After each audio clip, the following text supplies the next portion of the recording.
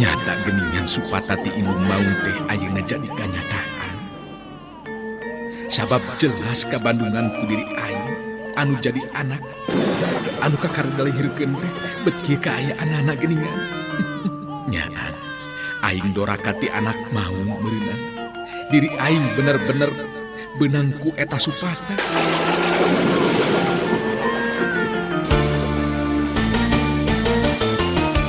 RMG Radio Network gawe bareng jeung DSK 103,2 FM, DSP 1188 AM Stereo, DSS 106,8 FM, Gita 85,8 FM, midangkeun serial dongeng Sunda Si Belang. Anak jimat awaki nu jadi tilam ka eling Bapa teu boleh ngapi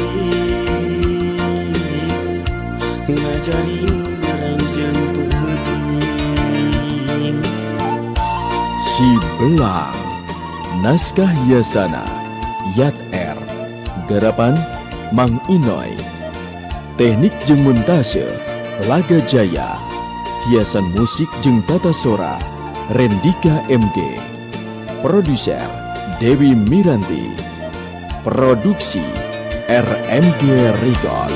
wayahna hidup sing sabar tumarima kana kadar takdir teu beunang dipungkir kadar teu beunang disinglang. Para kanca sadaya nyanggakeun Si Belang. Duta Suara Karawang 103,2 FM. Seta, kamu tidak bohong, lamun bohong menawi berarti kamu orang akan tahu sendiri akibatnya. Ingat, kita orang tidak main-main dalam melakukan tindakan. Kamu orang bisa rasakan nanti akibatnya. Kalau main-main, moal diberi ampun menawi. Ngerti kamu Seta? Seta ungeuk bari terus ngajawab. Ngarti tuan, kuring nu matak ayeuna nyarita kitu oge lantaran memang kitu kanyataanana. Keur naon ayeuna kuring nuduhkeun ngalalebah tapi dina akhirna henteu bisa kapangi tempat anu dimaksud ku kuring. Tapi tuan oge kudu jujur, lamun kuring geus nuduhkeun tempat anu dimaksud, mangka Nilawati jeung kuring kudu dibebaskeun. Ki Bulung, anu harita mang jawabkeun Tuan Van der Hus. Jelas, ilaing teu kudu salampang ku hal eta deuleu Seta. Upama geus bener panggih, sarta bisa dibawa ka dieu non Mary, ilaing jeung Nilawati bakal dibebaskeun ku Tuan Van der Hus. Jadi teu kudu salampang ku eta hal. Nya kitu pan Tuan. Ki Bulung ngareret ka Tuan Van der Hus anu dereret ungeuk tanda ngabenerkeun kana caritaan Ki Bulung. Kadenge harita Seta nyarita deui.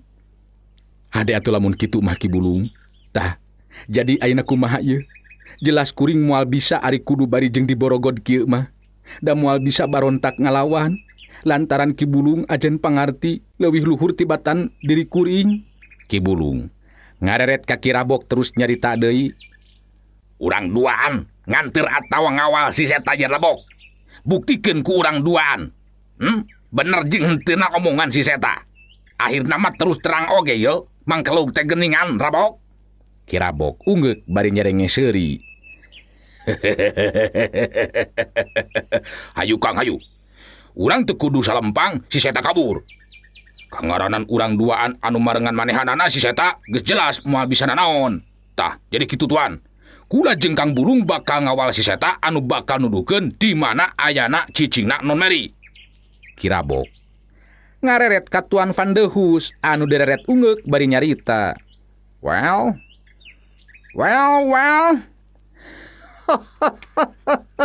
Tuan setuju pisan menawi.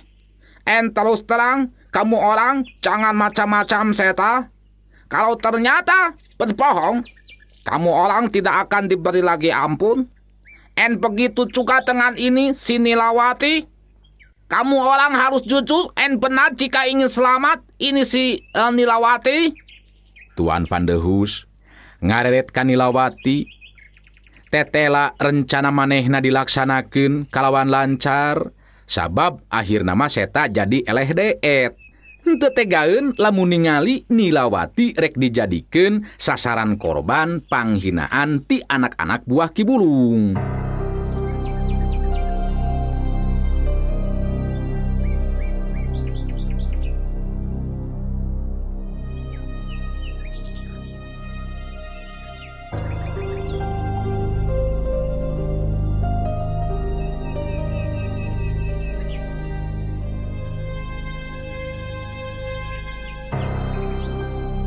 Geus kitu mah seta dibarengan ku Ki Bulung jeung Ki Rabok.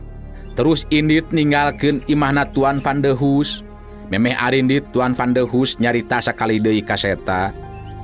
Seta, kamu orang mesti ingat, si Nilawati masih di sini. Jadi lamun maneh menawi ternyata berbohong, teu bisa ngabuktikeun naon anu diceritakeun menawi. And tentu saja kamu orang akan terima akibatnya. Kita orang tidak akan kasih lagi ampun. And si Nilawati juga akan ikut kamu orang melayang nyawanya. Kamu orang ngerti seta? Tuan Van der Hus neuteup seukeut ka seta. Anu diteuteup ungeuk bari terus ngajawab. Kuring bakal ngabuktikeun caritaan atau aku kuring bakal dinyatakeun Tuan. Di mana ayeuna ayana Non Mary. Ngan Tuan oge kudu jujur. Sarta salila kuring miang Nilawati kudu dijamin kasalamatanana. Ulah aya anu wani ngaganggu.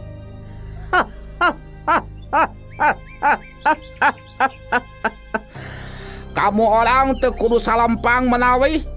Kita orang tidak akan ingkar janji seta. Well, sekarang ayeuna menawi kamu orang berangkat seta.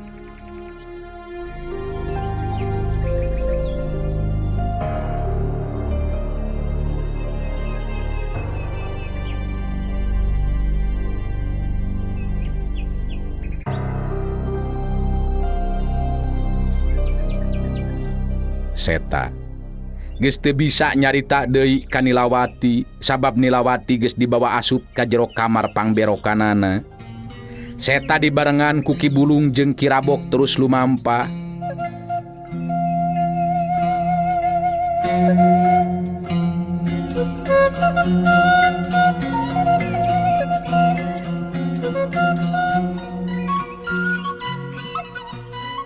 Sajeroning lumampah seta sabenerna mah bingung kudu ka mana nya lumaku.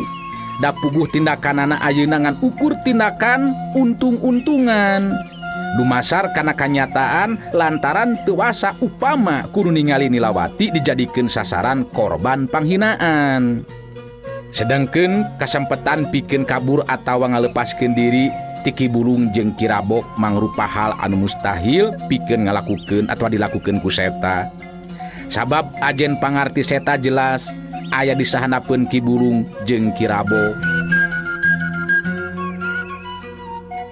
Sajeroning lumampah pikiran seta jadi ngait ka Non Mary jeung Mang Obel anu duka teuing ayeuna araya di mana. Di sabang prak kajadian tarung jeung si Gimbal teh.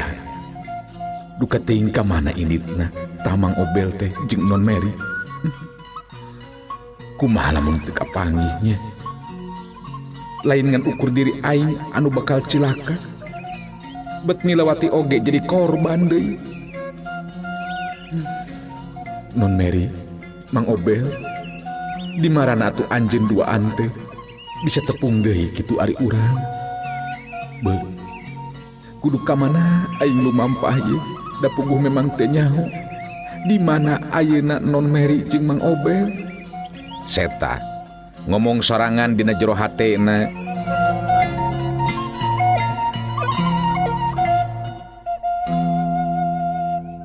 Sedengkeun Mang Obel jeung Non Mary anu keur jadi pikiran seta. Harita keur ngarobrol tiluan, nu saurang deui mah nyaeta lalaki kolot kawilang dulurna Mang Obel salaku pribumi anu dicicingan ku Mang Obel jeung Non Mary. Manehna memang hirup nyorangan lantaran geus lila ditinggalkeun ti lardunya ku pamajikan. Mang Obel anu harita kadenge keur cumarita. Ari ceuk mamang mah ulah waka percaya kana beja non. Sabab ari kangaranan beja mah eta centang tu bener. Buat teuing jelema anu hayang puas eta mah nya bener teu Kang Karna. Mang Obel ngareret kadulurna anu direret ungeuk bari terus ngawalon. Semuhun kitu non.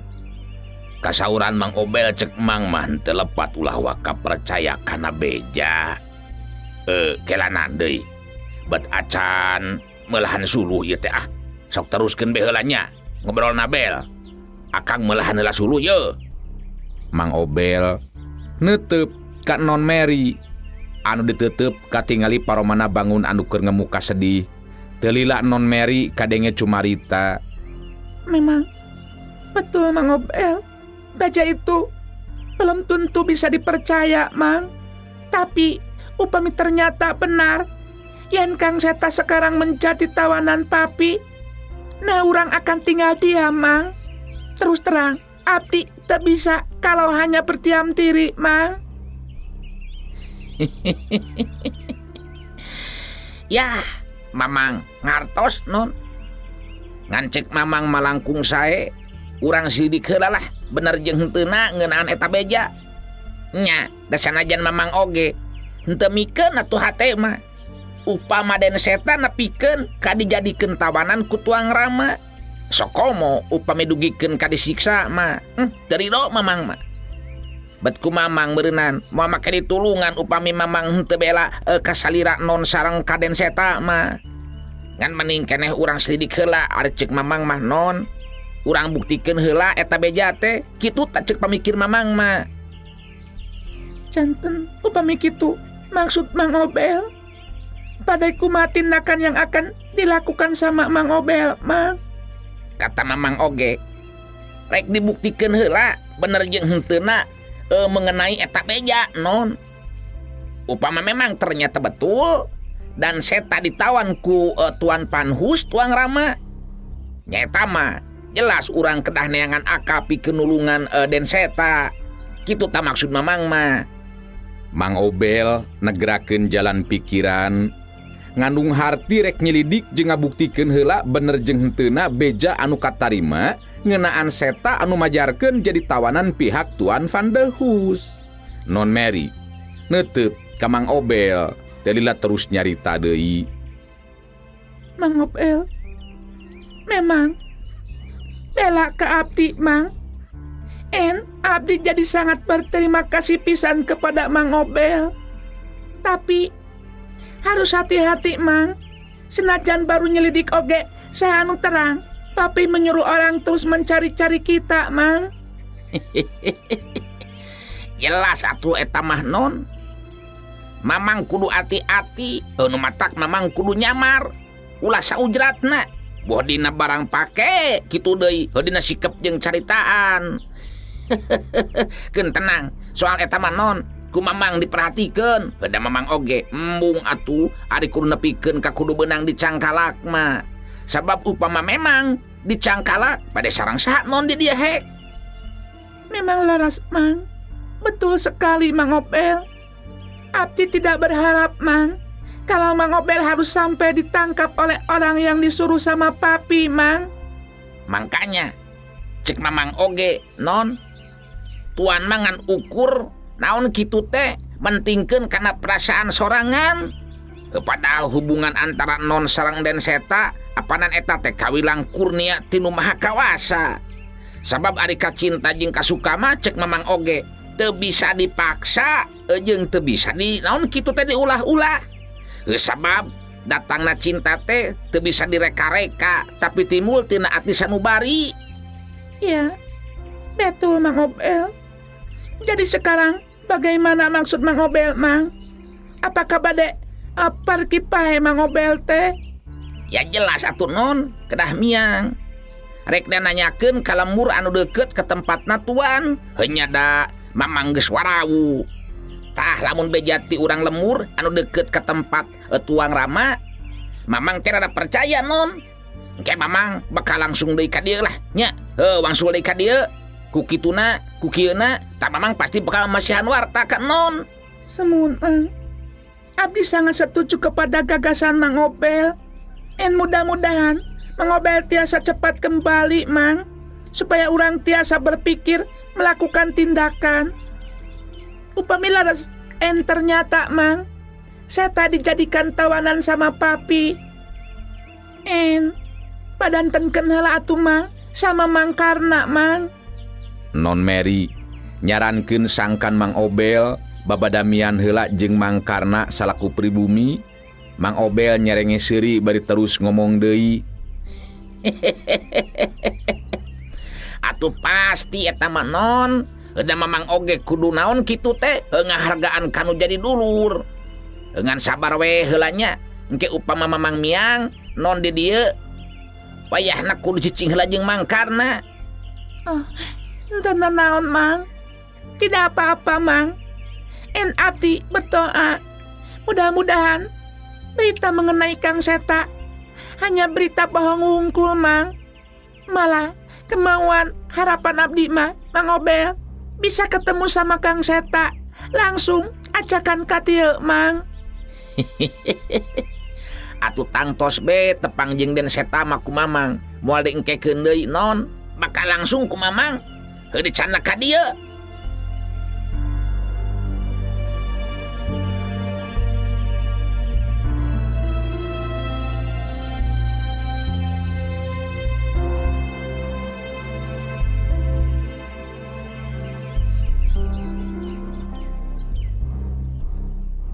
Tuh, Mang Karna geus beres geuningan meulahan suluhna non. Mang Karna geus beres meulahan suluhna jigana teh terus datang deui nyampeurkeun lantaran digupayan ku Mang Obel. Puguh kieu teh ye Kang Karna. Abdi ayeuna bakal miang heula ye. Jadi titip heula non Mary di dieu nya. Kade sing ati-ati dina ngajagana sabab pihak Tuan Van der Hus pasti bakal terus nitahan jelema pikeun neangan laratan non Mary. Jadi maksud Obel teh arek ngabuktikeun beja teh ya. Bisingan ukur beja tinu naon kitu teh nya beja anu teu puguh. Anu ngeunaan kaayaan Den Seta teh Lin. Bener kitu, Kang. Jadi ku abdi bakal dibuktikeun heula eta beja. Nya lain naon-naon da urang teh ulah percaya kitu bae kana beja. Aya paribasa beja mah cenah geuningan beje, sejengkal oge sok rajeun jadi sadepa. Nya sok atuh dibuktikeun mah leuwih alus. Keun bae teu kudu salempang non Mary mah di dieu heula nya jeung Akang. Hada Akang oge henteu bodoh bisa aya jelema anu teu wawuhna nanyakeun mah arek disumputkeun bae ku Akang mah. Ngan lamun bener Den Seta nya jadi tawanan pihak Tuan Van der Hus, tindakan urang rek kumaha? Nya ari cek abdi mah engke urang bisa mikir deui eta mah Kang. Nu jelas kapastian anak kudu dibuktikeun heula ieu mah ye. Supaya urang teu miceunana waktu teu puguh. Tah, ayeuna supaya henteu miceunana waktu teu puguh, ayeuna keneh abdi bakal miang Kang. Sanggeusna ngarasa cukup badami. Mang Obel harita keneh terus indit kalawan tujuan hayang nyilidik pikeun mastikeun bener jeung henteuna beja ngeunaan Seta anu cenah mah jadi tawanan Tuan Van der Hus.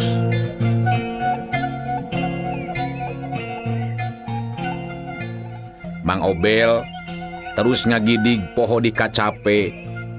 Nurek dituju lembur anu paling deket ka tempatna Tuan Van der Hus. Kangaranan beja ti lemur anu deket ka tempatna Tuan Van der Hus mah tangtu be bakal leuwih bisa dipercaya. Lamun dibandingkeun jeung beja ti lemburna Mang Karna, dulurna Mang Obel anu memang jauhna keranan jarakna ka tempatna Tuan Van der Hus. Duta Suara Karawang 103,2 FM. Geus kitu be meureunnan kabeneranana. Waktu Mang Obel keur terus lumampah bet diparengkeun ngambah ka tempat anu dipake leureuh ku rombongan Karaman Gagak Roban. Mang Obel gancang nyumputkeun awakna dina balik ririmbunan sabab ngadenge anu galecok ngobrol. Sanggeusna disilidik tetela geningan rombongan Karaman Gagak Roban anu dipingpin ku Suwangsi.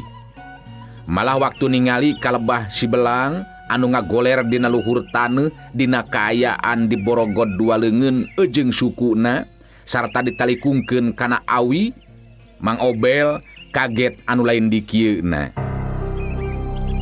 Halah, si Belang beunang.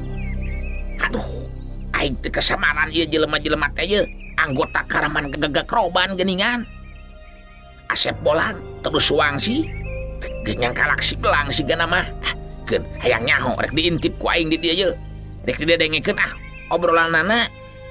Mang Obel jadi penasaran hatena, manehna jadi henteu waka ingkah ninggalkeun eta tempat.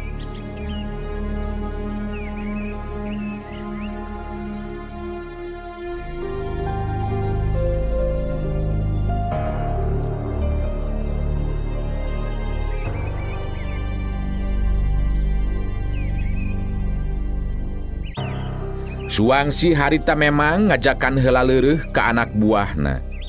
Diuk pahareup-hareup jeung Asep Bolang dariuk dina luhur batu gede.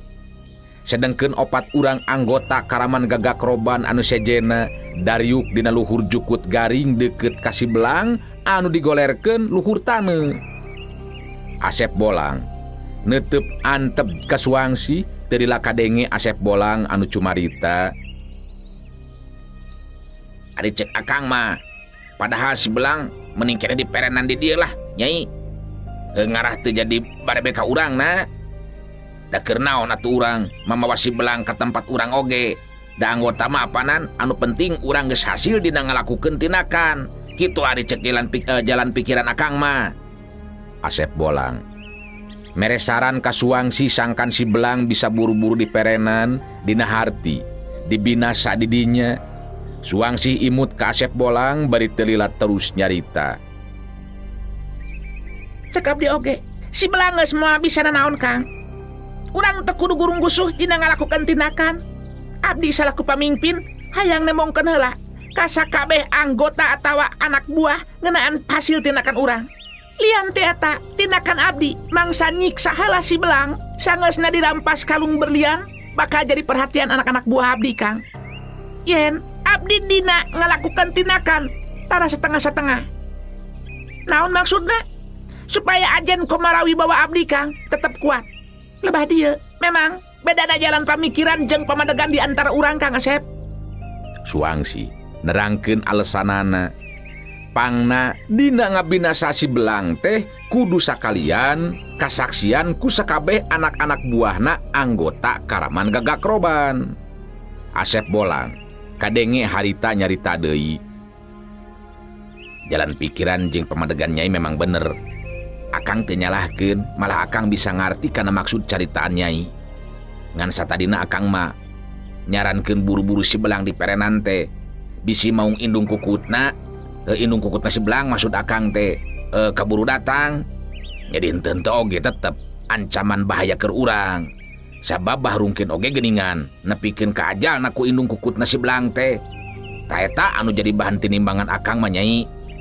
Asep Bolang negerakeun eusi hatena anu memang ngarasa salempang inggis maung indung kukutna si Belang terus nyusul. Suwangsi tetep tenang sikapna, henteu ngarasa sieun ku indung kukutna si Belang. Kadenge harita Suwangsi nyarita deui. Tenang Kang Asep, tenang. Keur jalma atawa jago anu sejen bisa jadi ngarasa saber hate. Sieun ku maung indung kukutna si Belang, tapi keur diri abdi Kang, eueuh anu kudu dipikasieun. Malah terus terang abdi ngarasa penasaran, hayang panggih tah jeung indung kukutna si Belang. Nu mata Kang Asep henteu kudu sieun atawa salempang. Ya, akang masa tadina be kangaranan nying hareupan amukan indung kukutna si Belang tetep bakal ngabarabekeun urang. Kitu anu maksud akang mah Nyai.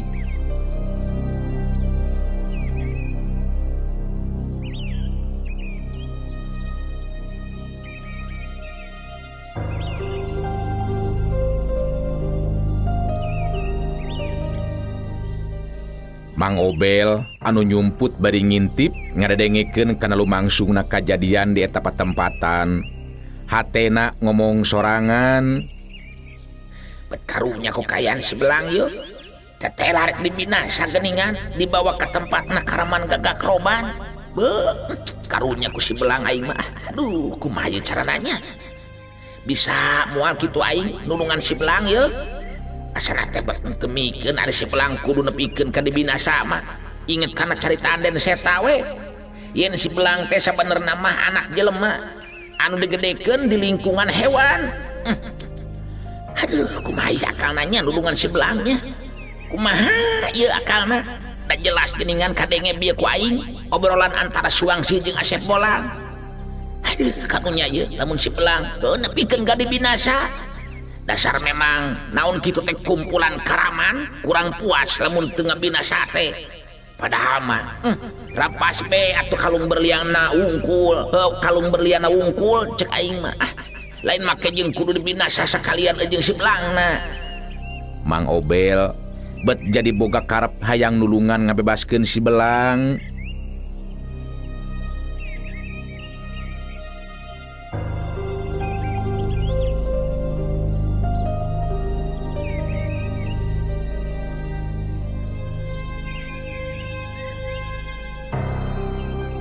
Asep Bolang netep antep ka Suwangsi telilat terus nyarita deui. Tah, jadi kieu be atuh ayeuna mah nyai. Nanti leuwih hade lamun dirampas heula kalung berliana terus dipake ku nyai, kangaranan geus dipake ku nyai mah tangtu be jadi leuwih pantes nambahan kana komara jeung wibawa nyai salaku ratu gagak roban. Kumaha mun kitu nyai? Asep Bolang nyarankeun supaya kalung berlian anu dipake ku si Belang leuwih teu heula dicokot. Manglebarkeun meureunan sabab kalung berlian masih kene dipake ku si Belang. Suwangsi katingali ngahuleng siga anu keur mikir, Asep Bolang kadenge harita nyarita deui. Sok be pikir nyai, da sanajan henteu disaksian ku anggota karaman gagak roban oge, bakal pada nyarahun yen kalung berlian anu dipake ku si Belang teh geus dipake ku nyai. Nya payus cek akang mah, sabab nyai kawilang pamimpin, nyata ratu gagak roban. Asep Bolang keukeuh mere saran ka Suwangsi sangkan ngarampas heula kalung berlian anu dipake ku si Belang. Ngarenghap narik napas panjang Suwangsi harita telila terus nyarita deui. Nya, lamun memang kitu mah saran ti Kang Asep teh salahna ketang. Lamun kalung berlian anu dipake ku si Belang ayeuna dicokot heula Kangnya. Memang pantas sigana teh lamun dipake ku abdi Kang eta kalung berlian teh. Suwangsi akhirna mah jadi satuju kana caritaan ti Asep Bolang. Suwangsi nangtung tina diukna saterusna ngalengkakeun suku ngadeuketan ka lebah si Belang anu digolerkeun dina luhur taneuh tanpa daya da puguh geus meunang ngalumpuhkeun Suwangsi. Anggota karaman gagak roban anu keur ngariung opatan deukeut ka si Belang harita nyaringkir mere jalan ka Suwangsi pamimpin manehna. Suwangsi bari neuteup seukeut ka si Belang anu keur ngagoler dina kaayaan teu bisa naon-naon da puguh memang geus dilumpuhkeun ku Suwangsi teh. Suwangsi nyerenge seuri bari terus nyarita. Wayahna Belang, eta kalung berlian anu keur dipake ku maneh kapaksa bakal dicokot. Sabab memang teu pantes dipake ku maneh mah Belang. Kuduna oge kula anu make kalung berlian. Nu matak aya data kalung berlian ku kula bakal dipake. Suwangsi geus rek ngarongkong leungeun katuhuna nyokot kalung berlian dina beuheung si Belang. Tapi tacan oge antel leungeun katuh Suwangsi kana kalung berlian anu dipake ku si Belang kadenge harita sorak ngagaurna maung anu ngagetkeun sarerea nu araya di dinya. Ngagaurna sora maung liku pamangeundeurkeun sabudeureun eta patempatan. Asep Bolang gancang harita ngagero ngabejaan aya maung anu nilik dina sorana mah jelas nuju ka lebah dinya. Awas, aya maung yeuh. Nya cek akang oge nyai, moal salah indung gugutna si Belang yeuh anu datang teh. Hati-hati, pasti indung gugutna si Belang yeuh, ieu mah. Suwangsi kapaksa harita ngebatalkeun pamaksudanana ngareret ka lebah tempat anu bala anu harita ngagorobas kaluar ti lebah tempat urungkunan. Gaur gajelem gorobas Jalak gajleng gaur. Memang bener. Anu datang tetetela maung indung kukutna si Belang. Suangsi mere parentah ke anak buahna nyari tanah ditarikeun. Teu kudu sieun atawa gemper. Tetep tenang. Ulah anu bakal nying harapan eta maung, tetep ulah kabur cari cicing di tempat masing-masing. Suangsi ngagero ditujukeun ke anak-anak buahna anu katingali pahibut jeung galemper bari sarieun da puguh saha anu teu sieun atuh ningali dangongna maung indung kukutna si Belang. Gaur indung kukutna si Belang suku hareupna kakaut kana taneuh bari mencorong kalabah si Belang. Cileng Suangsi harita nangtung dihareupeun maung indung kukutna si Belang.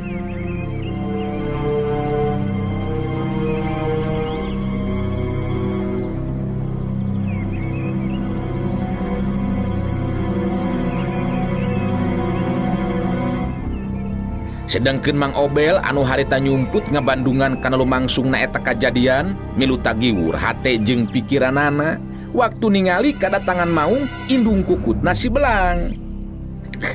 Aduh, jadi ribut ieu aja, jadi ribut. Be. Eta maung meuni gede kitu, nyaan indung kukutna si Belang eta mah nyaan meureunan. Aduh, kumaha ieu aing ye. Mangkaning jelas ieu mah ye bakal pahibut jeung aya kaributan.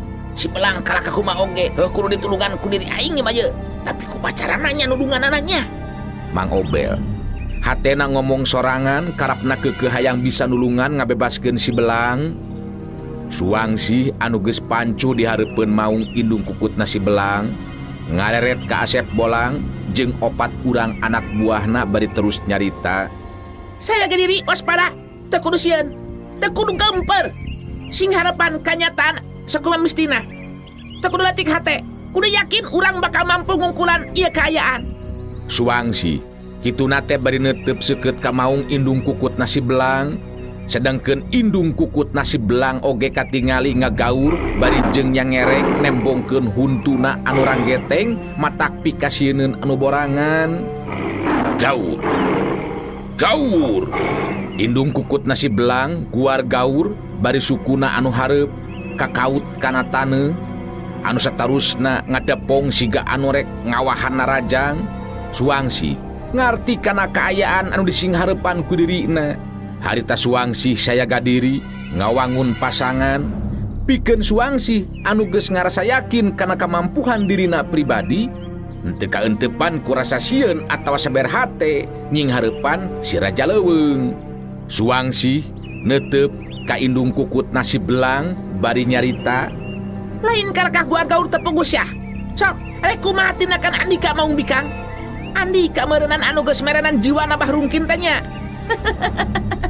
Tapi kula Suangsi ratu gagak roban lain jalma sambarangan syah. Sor, ayeuna urang ngadu kakuatan. Suangsi geus teu sabar hayang geura tarung ngalawan maung indung kukutna si Belang. Sanajan henteu ngarti kana caritaan Suangsi, tapi indung kukutna si Belang geus bisa nganyahoankeun yen kaayaan anak kukutna nyatana si Belang geus dikakaya ku eta jelema. Gaur jarak gajleng.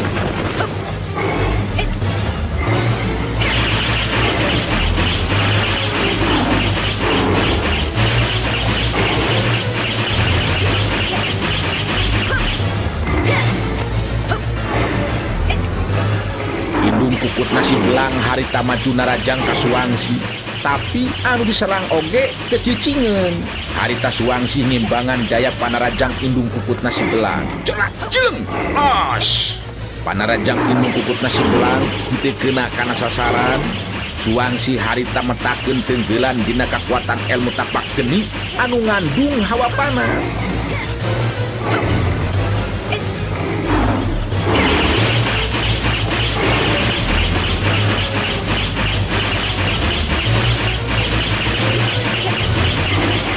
Tapi maung indung kukutna si Belang oge lain sambarangan sato.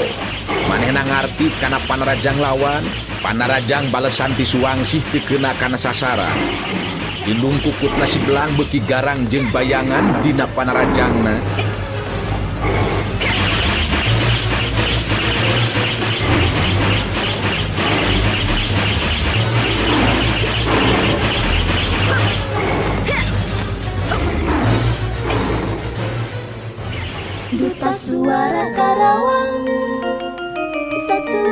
103,2 FM.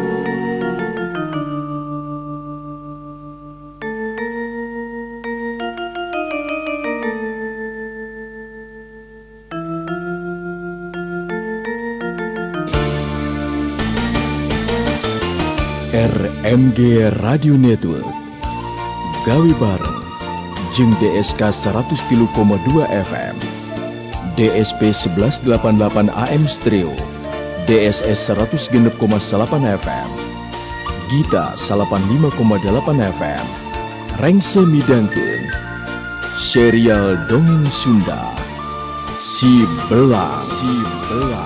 Anak king jimat awakin nu jadi tilam ka eling Bapa henteu weleh ngapi